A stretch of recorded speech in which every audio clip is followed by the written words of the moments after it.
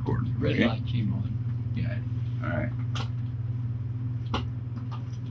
I'm Jerry Gill with the O State Stories project of the Oral History Research Program for Oklahoma State University Library. I'm here in Pawhuska, Oklahoma, in the office of Frederick F. Drummond, and want to ask Frederick a few questions. And first of all, Frederick, and by the way, the date is September 25, 2008. Got it. 2008. Okay, Frederick, you grew up on a ranch in Osage County. What was it like growing up on a ranch? Good place to grow up. Mm-hmm. Lots of activities, fishing and hunting and all the good things, riding horses, and playing football and athletics in high school, and good bunch of guys. Best place in the world. What position did you play in high school? I was a guard, a 145-pound guard. It wasn't that small necessarily in those days now. The That's biggest still guy on small. our team was 185 pounds, and we thought he was a monster. I thought you would say like wingback or tailback. You probably ran the single wing, didn't you? We ran a single wing, Mm-hmm. and the guard ran with the ball every now and then. He'd pull out and get the ball, and so it was kind of interesting. But we beat, my little high school team beat Cleveland when Billy Vessels was his senior year. Our senior year, we beat Cleveland and Billy. But he was an outstanding athlete. Now, was it Pawhuska or what was where did you? I grew up in Hominy. Hominy, okay. Hominy Bucks. Hominy Buck. I was a Hominy Buck. Okay. What, I mean, you know, it's sort of different. You lived actually out on the ranch. No, I didn't. I grew up in town, and Town? we went to the ranches in the summertime. Okay. What was yours growing up? What were some of the jobs you had that you got assigned as a kind of a smaller kid? The lowest jobs you could get. Shoveling the nerds, that sort of stuff. Yeah, just anything, you know, rolling fence, just any job that nobody else wanted. Mucking the stalls, cleaning out, and just general ranch work. Now, you say that casually, general ranch work, that's pretty hard work. I mean, can you describe some of the things you did as on a working ranch? Yeah, we didn't have, I probably grew up at an interesting time because I was a teenager during World War II, and all the young men had gone to the military, so it was just the teenage boys that didn't go and the old men that ran the ranches. And we didn't have any vehicles. We rode horseback everywhere. And you'd have 6 horses, and so I grew up riding 10 jillion miles, more miles than anybody could ever think of today, because you rode everywhere you went. I can remember getting up, I think the earliest I ever got up to go to a roundup was 2 o'clock one morning, and we rode 11 miles and got there before daylight. You had to be, if you didn't get there before daylight on a roundup, you just didn't amount to very much. So anyhow, I'll never forget that day particularly. We had a typical lunch, which was a cheese sandwich on white bread. And then riding back that evening, it was hot and dusty, and never had a drink of water between, just at noon. And the old horse had his head between his legs, and he was tired, and I was tired. I was probably 14 years of age. And I made up my mind, I never want to be a ranger. You don't want to be a cowboy. I don't want to be a cowboy. There's no future in this. So anyhow, that's the story.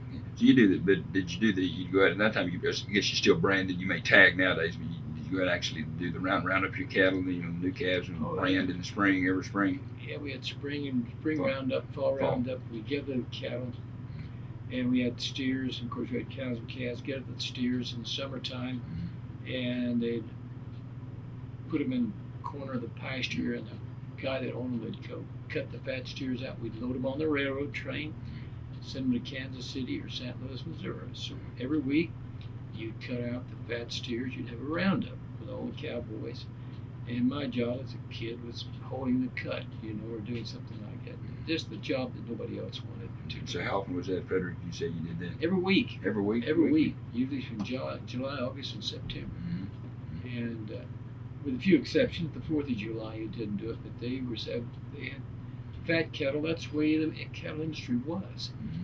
There was trains. There were no trucks, and there were a few pickups. They didn't amount to a whole lot.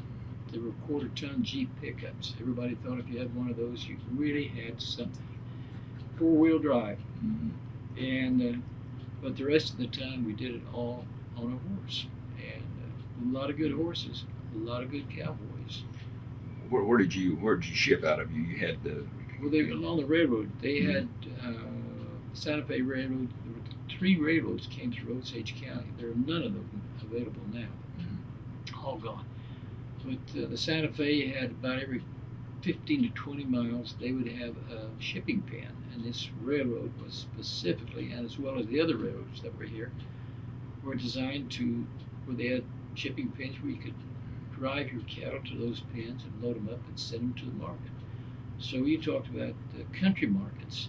They didn't have those then. They didn't have one in Pawnee or one in Tulsa or somewhere like that. They had the central markets. That's where the packing plants were. And so the cattle, when you got them to Kansas City, Swift, Armour, Cudahy, they all had big packing plants, and they would come by. When I was a kid growing up, you would go up, the ranchers would go up on say a Sunday, and the cattle would be there on a Monday or a Tuesday. You shipped them on a Friday, usually on a Friday or a Thursday or Friday, and they put them in pens, the commission men, and feed them in these pens in carload numbers. Kansas City stockyards, I've got a picture up there of the Kansas City stockyards, which kind of showed what it was like in those days. But they'd have 20 to 30,000 head of cattle on a Monday. A lot of cattle. And then packers would come ride around on horses, pick out the pens of cattle they wanted, and they'd ride them to the packing plants. So it was a pretty simple process. Then they sent all those cattle back east, but it was 90%, 99% were grass-fed cattle. So it was an entirely different industry then, up until after World War II. And then they started feeding cattle a little bit up in the Corn Belt, and people liked that corn-fed beef.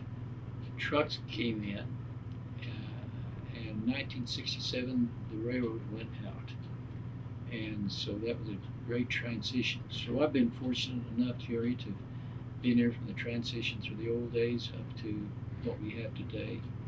And anyhow, it's been amazing to me what cowboys can do today that they couldn't do in the old days. You know, in the old days, if you fed cattle, you had 100-pound sacks, and they'd come out of cottonseed cake. They'd come in on railroad cars from Tennessee or somewhere like that. You'd unload them and take them out, put them in cake houses that you had on the various pastures, and they'd have pens around the cake houses. And then in the wintertime, the cowboys would get on their horses, regardless of the weather, snow, ice, sleet, rain, ride out to the pasture. They'd call the cattle, loud, cattle call, the old Western song, cattle call. There was a cattle call, and the cattle they'd be there waiting on you, and they'd open the gate, he'd string the cake out in the troughs, 100-pound sacks. Say, pretty heavy sacks. You can't find anybody can lift a 100-pound sack anymore. And string it out and open the gate, and then all cattle rush in and eat out of the feed troughs. And then he'd ride on to the next pasture until all that was done. So it was a very physical existence for the cowboys up through and after World War II. And then after that's when everything changed. So I get in on the first of it. Did they sometime in between ride the fence too, checking the Oh yeah, fence? you ride the fence, you build your own fence. Yeah, that was always a great thing to make sure all the steeples were in. And building fence wasn't the most fun thing in the world, was it? oh no, building fence was you could wear out gloves, and of course you'd use some of the message jobs where you'd buy creosote posts by the boxcar load, and you could always imagine what it would be like to try to unload a carload of greasy creosote posts in the middle of the summertime. You talk about miserable, sloppy, cold, oh, the worst, creosote. And then, of course, shipping.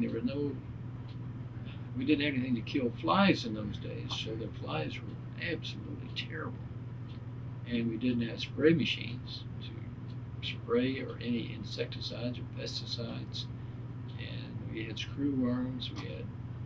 You had finally got to where they dip cattle for Texas fever. Today it's such a simple deal compared to what it used to be. Hey, those guys were tough. So that's when you decided that you really didn't want to be a cowboy. That's what I decided. I didn't want to be a cowboy. Oh, okay. Well, just speaking of you can say the Drummond Ranch. Ranches, there are a lot of Drummonds in the That's what I was going to say. There's not a Drummond Ranch, but what, Yeah, can a lot you of give us a Drummonds. little bit of the background, Frederick, of the first, I think, is that your grandfather maybe was the first person kind of coming in and kind of give us a little bit of the history of your family ranch. Okay, well, I'll give you a little background history. My grandfather came from Mhm. Scotland as a young boy to make his fortune, and he went to Texas, lost everything he had, was working his way back east, got to St. Louis, and that's where the West, Lewis and Clark, they started going west in those days. And he ran into an Indian trader that said, come go with me to trade with the Osages. Well, he didn't know where Osages were, he didn't know what that was, so we went with him. He wound up in Pawhuska and learned to speak fluent Osage and wound up as an Indian trader. And then worked out later on as civilization came in a little more, the trains came in. I think the first rail came in maybe in 1906. And moved to Hominy and set up what was called the Hominy Trading Post, which is the Walmart of the day. Because they did everything. They had gents and ladies furnishings. They had hardware. They had the furniture department. They had the grocery department, and they'd even put you away if you had furniture department in those days. The furniture stores would also bury you. So that was, that was full service. So that was what he wound up being as a merchant. And then he had three boys, R.C. Drummond, oldest, who's the primogenitor of the largest number of Drummonds, and my father, Fred Drummond, who was on the first Board of Regents at Oklahoma State University. And then Jack A.A. Drummond, who also graduated. They all graduated from OSU. My grandfather and our family's always been, most of them graduated from OSU, or they've sure gone to school there. So they've always, education's been very important in our family history. And then there was a daughter too, and my grandfather, his name is Fred Drummond. He was Frederick Drummond. And of course, my father was Frederick Drummond, and I happen to be a Frederick Drummond. We changed the middle names around, but then R.C. Drummond, who was the oldest, he was born in 1893. My father in 1895. But R.C. Drummond had Fred A. Drummond, Jack and Get Drummond, and Louise, Janice, and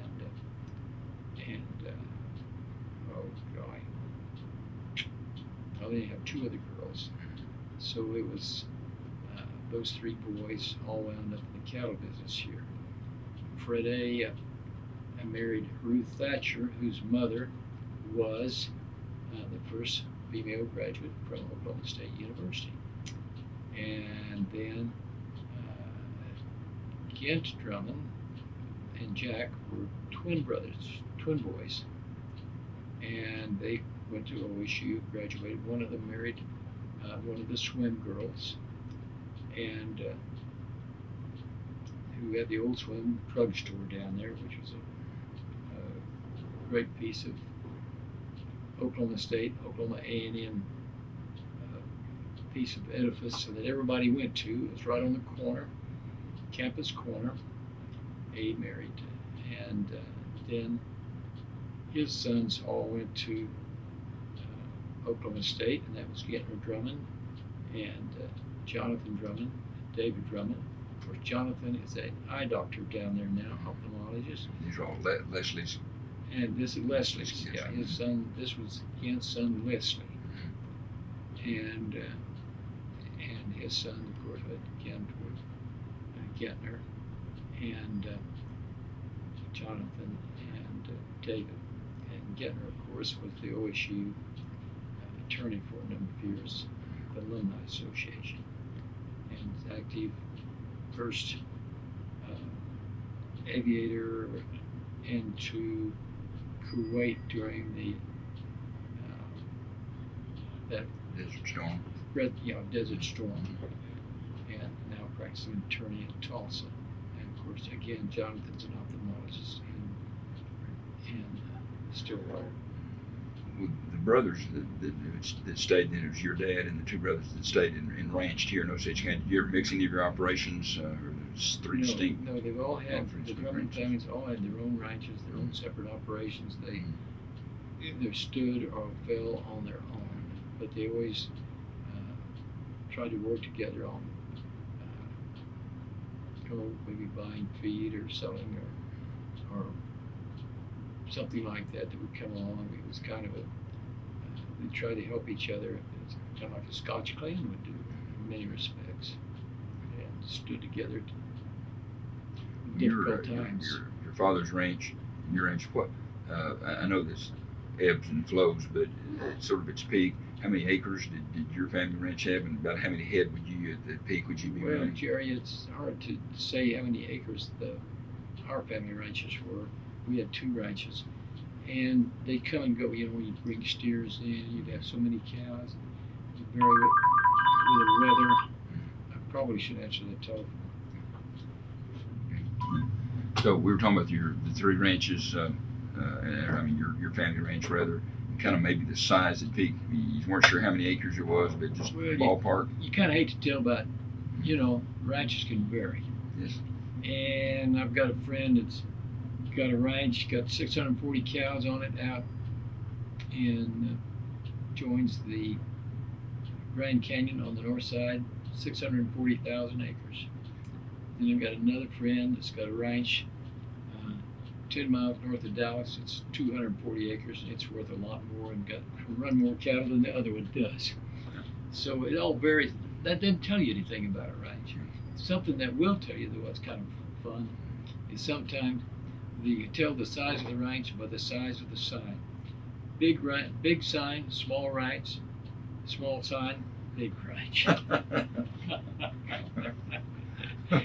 Maybe the size of the hat you wear. I don't know. I see. Well, I'm not getting anywhere with you. What about how many cattle would you, peak year, good year, back, say, pre-World War II and maybe right after World War II? How many cattle were you running? Well, quite a few. I hate to say anything like that. We'd run quite a few. Well, you throw us all together, they're Drummonds, there's lots of land and lots of cattle. And then we'd all have various sizes. And sometimes we'd own a ranch and sell it. And sometimes we'd lose it because of the economy. But when you go back all those years, Jerry, ranches come and go. So you can't really say how big your ranch is. Kind of sounds like stock. That's right. That's how much stock do I have? Did I have a big winner in the Cisco stock or somebody like that? Well, Frederick, you with your son Ford, still run your family ranch. Yeah, Ford does. And how many cow, how many working hands do you have on your ranch now? We have, how many cowboys do you have full time? We have 4 full-time cowboys, but when you really go out to work and do something, well, you'll have day labor. And for roundups, or you'll have your neighbors that'll come in and help you. So you need, when you're doing anything like working calves or something like that, you need 6 or 8 cowboys. You need a couple of them that are young guys that work putting them through the chute, and there's lots of work. Are you still using horses for some of that work? Yeah, absolutely. We use horses. Yeah, this is still cowboy country. Cowboys, it's horses and cowboys, and we still have some cowboys that are 2nd and 3rd and 4th generations that are working for some of us Drummonds. I've got one cowboy been with me 46 years. another one with me 42 years. And so it's an easy life compared to what it used to be, but it's still, these guys are in good shape. And they've eaten beef every day all their life and never had a heart attack yet. What? Are there any other operations? I think the cattle business has always been has been the signature. Yes, the signature operation. Operations, you guys. Yes. Some other operations, auxiliary, ancillary operations that you've been engaged in. Oh, I've done a lot of things, Jerry. But I've been still in the banking business. Mm-hmm. In fact, after I graduated from Stanford, I worked for a bank in Kansas City, and I was their kind of their ag guy at that time. Ag lending officer. And then after my father developed cancer, I came back from working in Kansas City for this large bank, and wound up buying a bank, and along with my cousin Freddie joined me in that effort to Tyler Cleveland.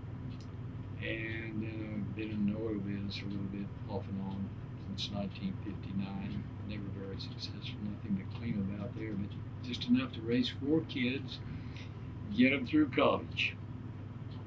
And that's about the most important thing I've ever done right there. Oh, absolutely. Well, what, some memories you have, some of your family members growing up, think of your brothers and sisters, and then you're going to share with us, I mean, some memories growing up. You had a couple. What was your siblings here, your brothers and sisters? How many? I had 2 sisters. Okay, Ann and my sister Mary Points. Mary. Now deceased. She died about 5 years ago. Mary. Of pancreatic cancer. My sister Ann lives in Ada, Oklahoma, and her husband Walt Woolley was the past president of the Oklahoma State Alumni Association. Wonderful guy.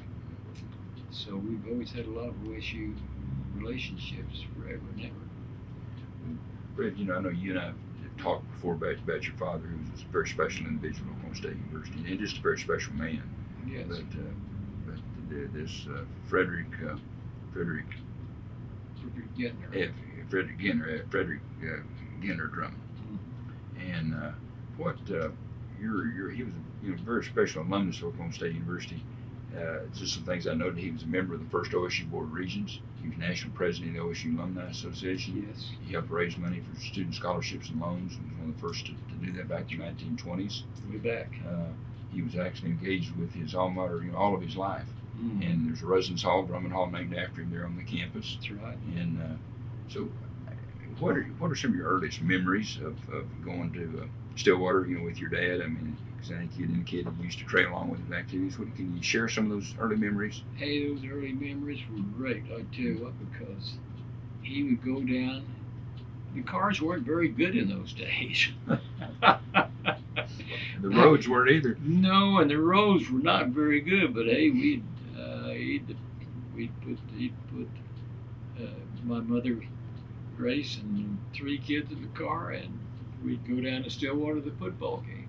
And they had friends down there. We'd go by their house beforehand and have lunch with them. There wasn't any place to eat particularly, so you ate with friends. Mm-hmm. And then you go to the football game, and he knew everybody, and it was a small group, I think. I know the year I graduated, the year I went, there were 12,000 students. The year I graduated, there were 12,000 students, all total. So, and probably when he was down there,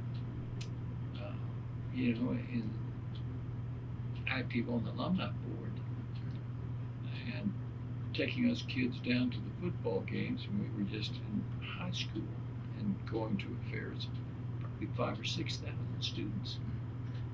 Was he in the class of 1912? Yes. In 1912. That's So you had been going with him in the 30s here and you're growing up maybe in 1930s, some 20s, 30s. What was your earliest memories of?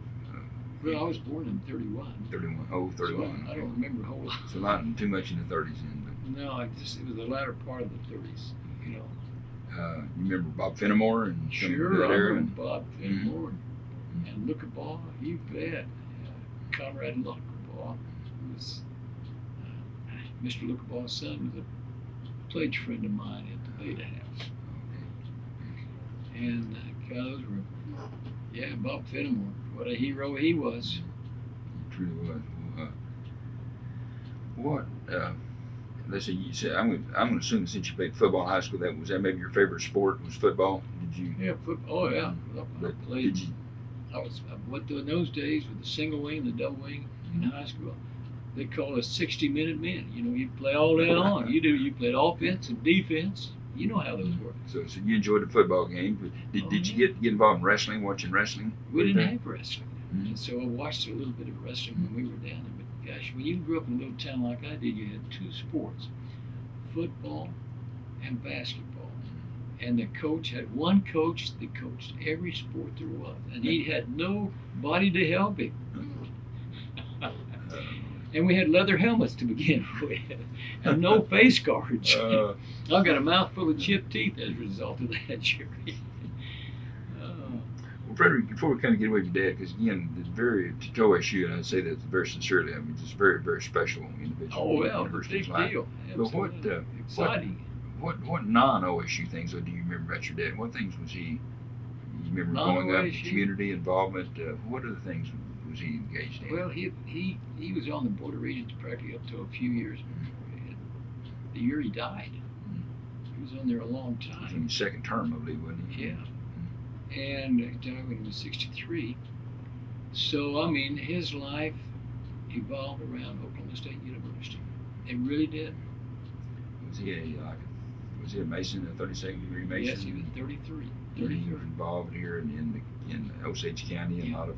Early on with that, with the Masonic efforts, and of course with the cattle industry, and of course the years, the 30s, to be a survivor were tough years. Everybody was broke or going broke. So people in those days, they didn't have time for much recreation or anything, Jerry. You know, after 29 on, the world stopped. Really. So I've been told. So he had to be a workaholic to stay alive all those years, especially in the cattle business and leather business. He was in lots of businesses. He had an automobile dealership. He was a banker. He was in the insurance business, cotton gin business, the ice house business.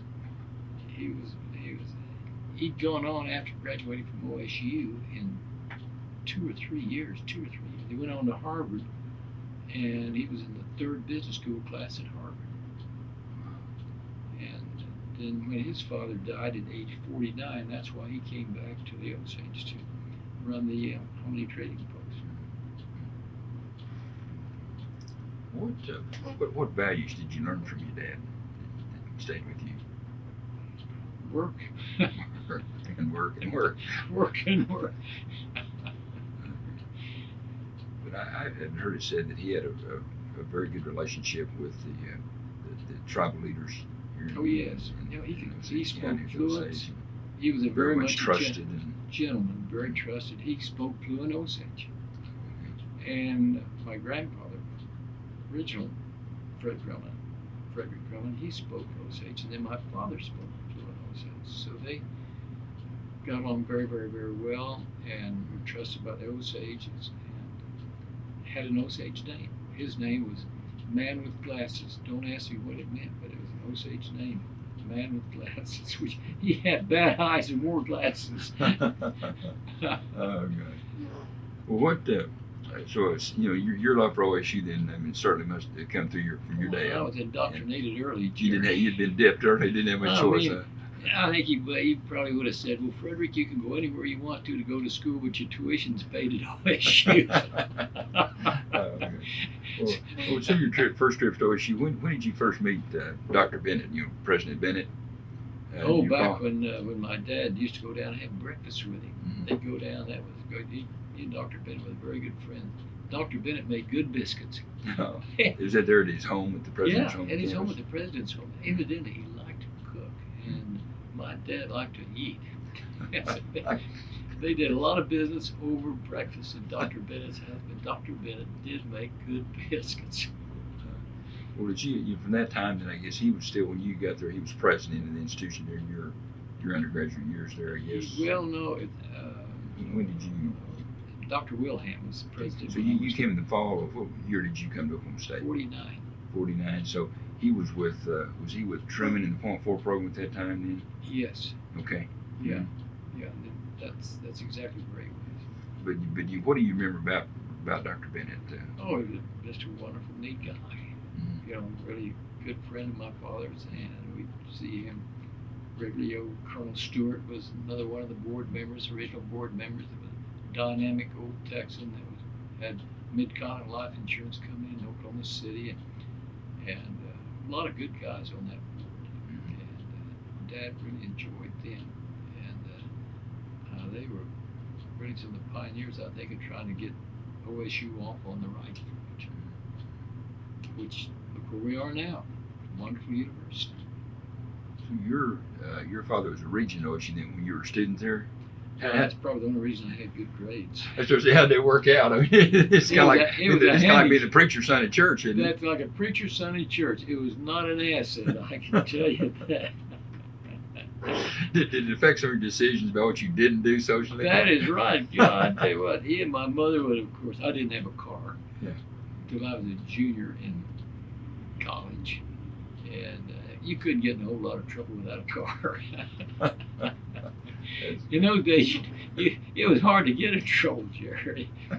The worst thing you could do is, they did have panty raids, though, while I was down there. Well, you know, tell me, Dr. Bennett, but do you remember in your time there, your years, late 40s, early 50s, any special professors, administrators that impacted you? A lot of neat guys. Of course, I was an ag major. Agronomy or animal science? Animal science. Mm-hmm. And I took courses. I loved taking other courses. Probably had a minor in business. And I even took a couple of years of Spanish. Took a petroleum engineering course. That was when I met Cal Voigt, who was the head of the engineering fraternity, and I was the head of Alpha Zeta at that time.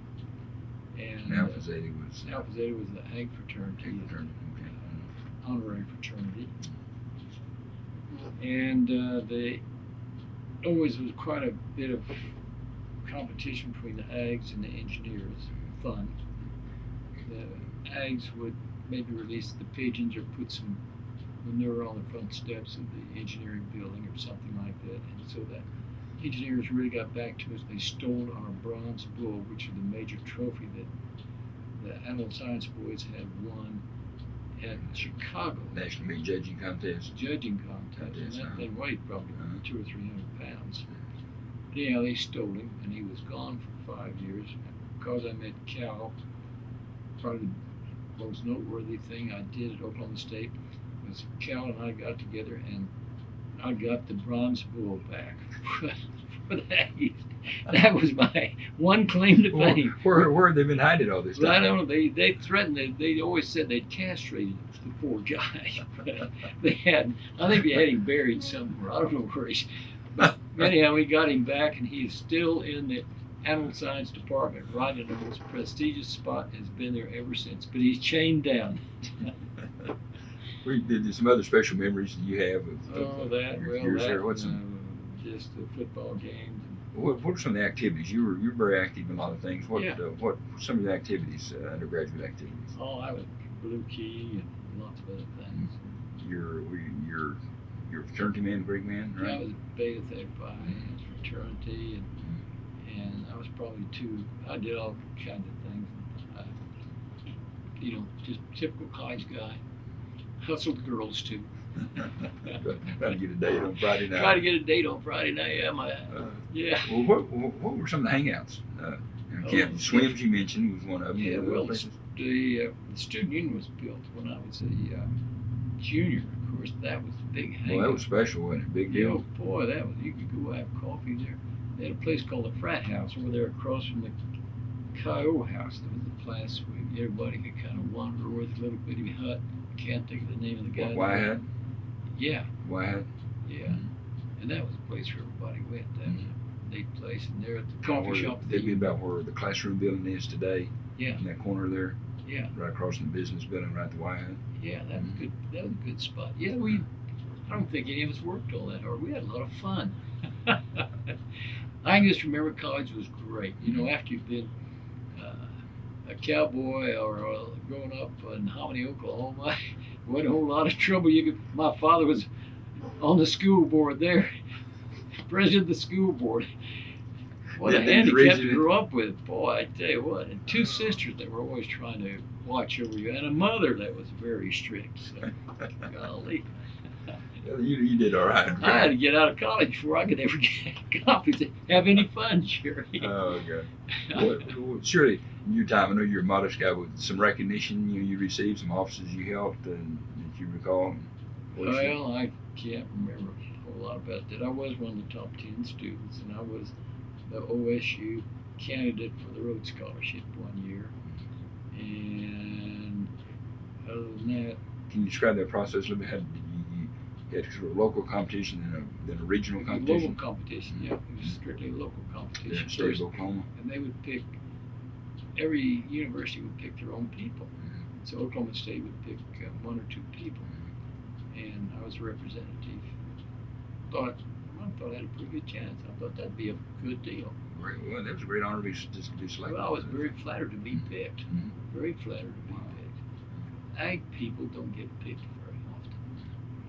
And they don't think we're very exotic. For some reason or another, maybe that is true.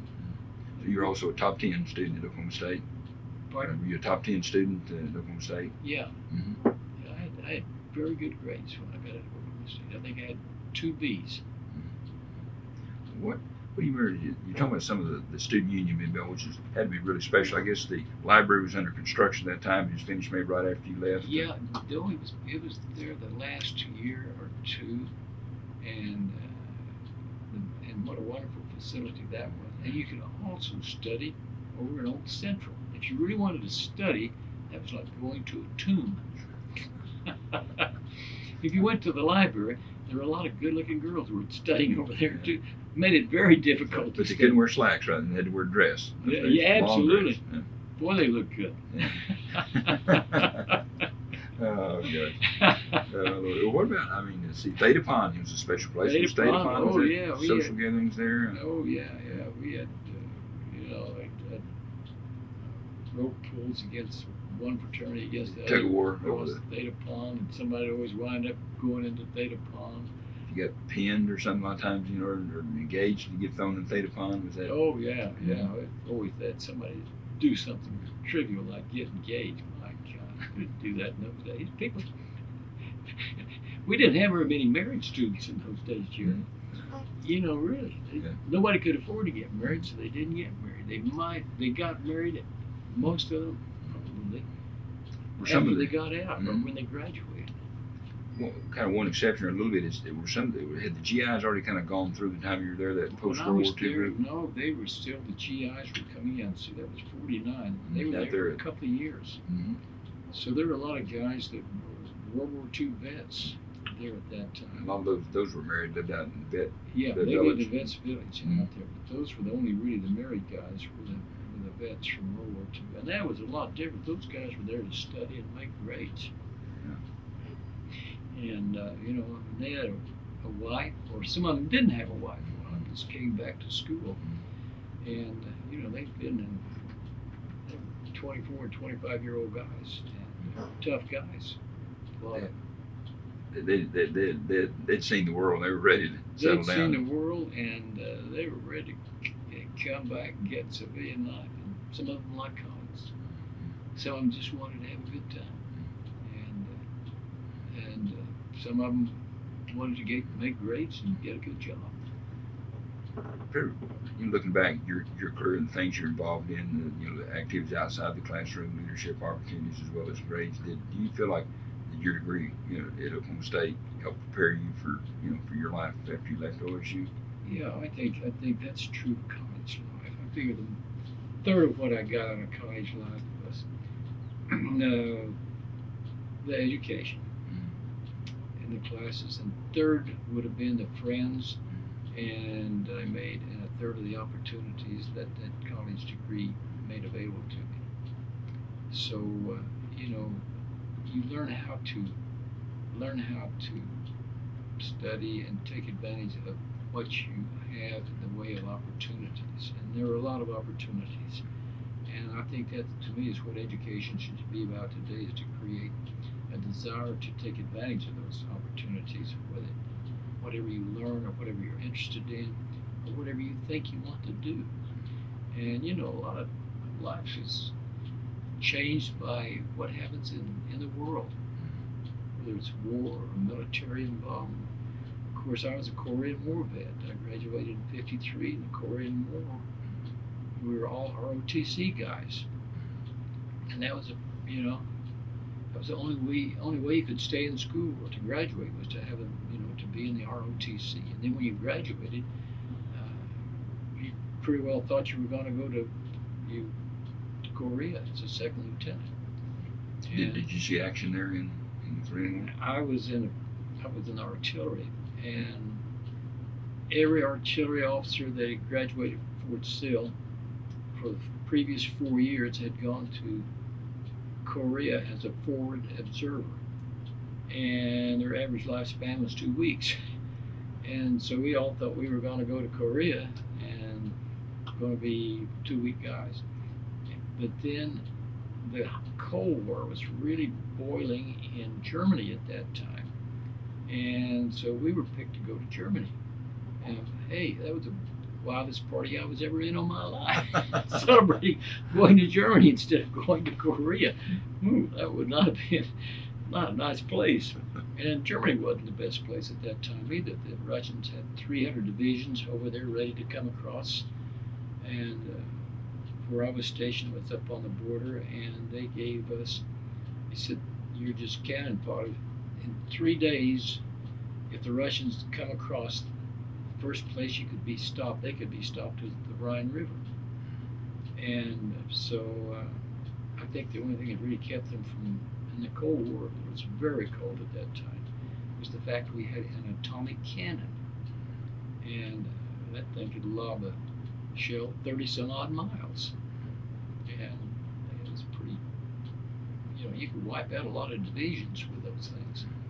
So that's where I was for almost 2 years, was in Germany, which was that was an educational experience for me too. When did you got your MBA at Stanford? Did that come then after that, or was after that, after the military, then I had the GI Bill, and then I went to Stanford, got that MBA, which Uncle Sam paid for most of that, which was a great thing. Gosh, I had more money then as a single guy than I ever had in my life, Jerry. All right. Well, that's when you told me earlier in our conversation that you didn't return to the Rancho Beta. You worked in banking in Kansas City. Yes. Is that correct? Yeah. And primarily in ag lending and sort of primarily ag lending and cattle inspections and things like that. Yeah. Sure was. That bank was very big, and what was the name of the bank? It was United Missouri Bank today, UMB, and they have branches here in Oklahoma. It was not that name then. It was a different bank name at that time. It had to be recognized as United Missouri Bank today.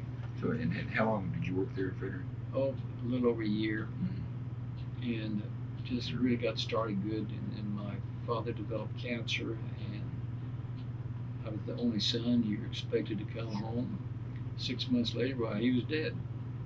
Had lung cancer. At what age? At 63. 63. Yeah. 2 packs of Lucky Strikes a day or more. Everybody smoked in those days, Jerry. You know that. Sure. Maybe your family did too. Not a good thing. So your life changed then when you met a young lady named Janet. Yeah, she was here. I was back. I'd met her. I met her when I got back from the Army. Back from Stanford, and she was graduated. She was 4 years younger than me, and so she was teaching when I came back. She was teaching in Tulsa, and that's when I met Janet. And she taught a year over there. So Then I your convinced her she needed to come over here. now, your family, the kids, can tell us a little bit about your kids. And Janet, you had I know four of them had, but how about your other members of your family? Oh, I had three daughters. Three daughters. Daughter Diana, who works in Washington D.C. with the FDIC, and has two children, and a daughter Ann, who lives in Los Alamos, New Mexico, has two sons. Her husband works for the lab there, and then I have a daughter and son-in-law in Seattle, Washington, and they have two children. So we have grandchildren in every time zone. It requires a lot of traveling to see those wonderful grandchildren. Kind of like the British Empire, the flag never sits in your family, absolutely right? right. They're just absolutely right. Well,